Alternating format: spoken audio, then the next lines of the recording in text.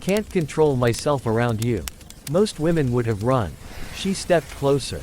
If you love dangerous emotions, slow burn tension, and stories where one decision changes everything, hit subscribe now.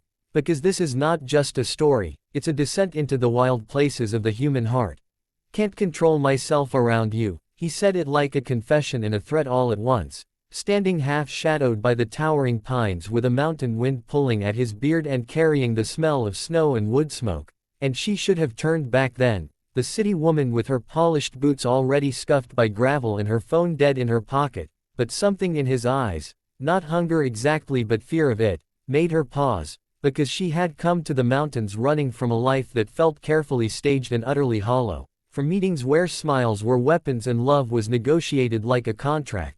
And now here she was stranded by a storm she hadn't respected, her rental car abandoned miles below with a cracked axle, and this man, Elias, he finally told her his name, was the only human she had seen in hours, living alone in a cabin that looked grown from the earth itself, logs darkened by decades of weather, smoke curling from a stone chimney like a living thing.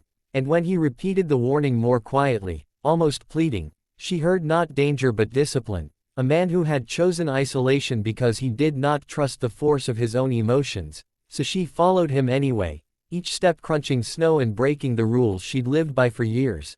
And inside the cabin the world narrowed to firelight and rough-hewn wood and the sound of wind battering the walls. And he kept his distance, moving with careful restraint, offering her dry clothes without looking too long, setting stew on the table and sitting across from her like a man guarding a fault line.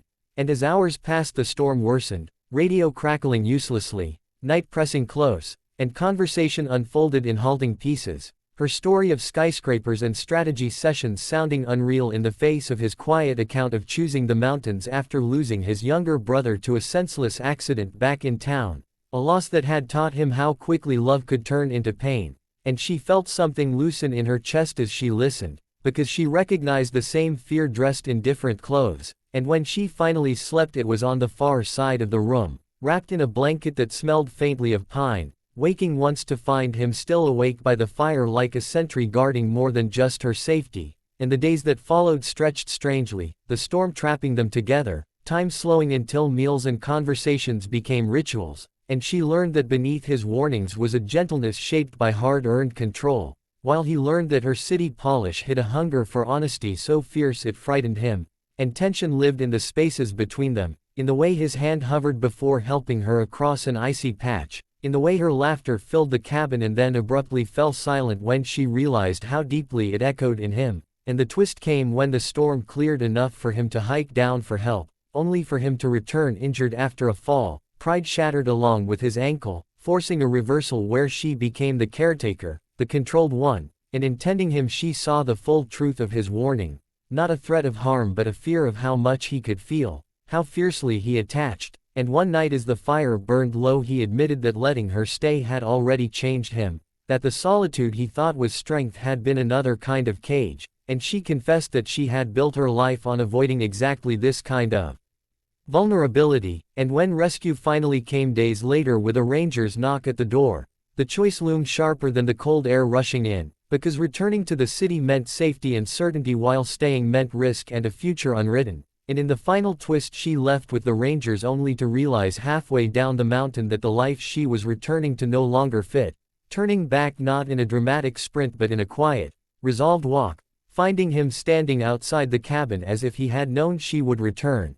And this time he did not warn her, because control was no longer about distance but about choosing love with open eyes. And as seasons passed the cabin became a place not of isolation but of becoming, where a mountain man learned that strength could be shared and a city woman learned that surrender did not mean loss. And though the world below continued its relentless rush, in the high quiet they built something deliberate and fierce, a life shaped not by fear but by the courage to stay when every instinct once said to run.